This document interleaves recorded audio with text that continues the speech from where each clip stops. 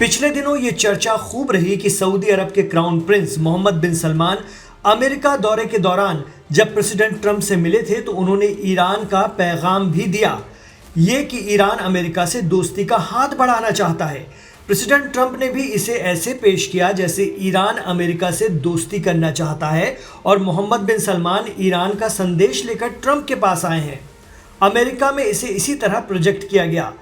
उनके पास ईरान की तरफ से गुप्त संदेश आया है ये कहते हुए, लेकिन ईरान के रहबर कहे जाने वाले खामनेई ने इसको लेकर अमेरिका को खरा खरा सुना दिया है।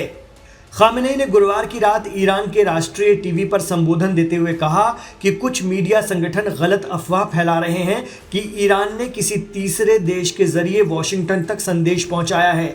उनके अनुसार ये दावा न सिर्फ गलत है बल्कि जानबूझकर फैलाया गया भ्रम है।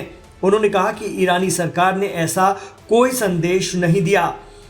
अफवाह थी कि ईरान के राष्ट्रपति मसूद पजेश्कियान ने सऊदी क्राउन प्रिंस को उनके यूएस दौरे से पहले जो मैसेज भेजा था वो अमेरिका के लिए था।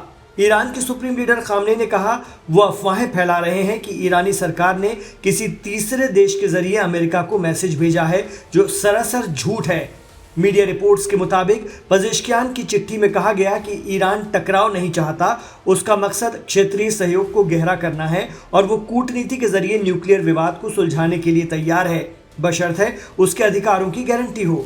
खामनेई ने अपने संदेश में इसराइल के हमलों और अपराधों में अमेरिका के समर्थन की कड़ी आलोचना की। ईरानी सुप्रीम लीडर ने अमेरिका पर अपने फायदे के लिए झगड़ों को बढ़ावा देने का भी आरोप लगाया।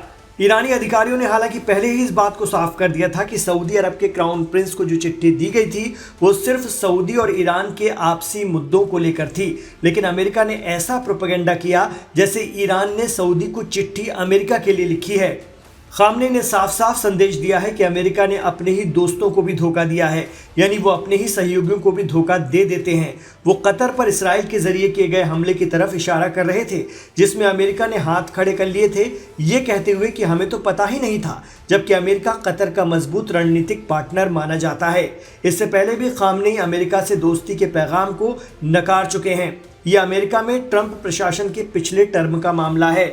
उस वक्त जापान के पीएम खामनेई के पास ट्रंप का पैगाम लेकर पहुंचे थे और खामनेई ने उन्हें दो टूक जवाब दिया था कि हम अमेरिका को बात करने लायक नहीं समझते।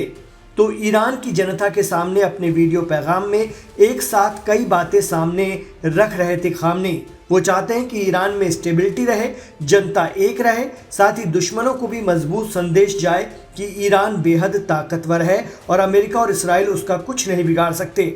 उन्होंने ये भी कह दिया कि 12 दिनों की जंग के दौरान अमेरिका और ज़ायोनी शासन ने बहुत बड़े बड़े जंगी जुर्म किए, उन्होंने मार खाई और खाली हाथ चले गए, यानी उन्होंने अपना कोई भी लक्ष्य हासिल नहीं किया।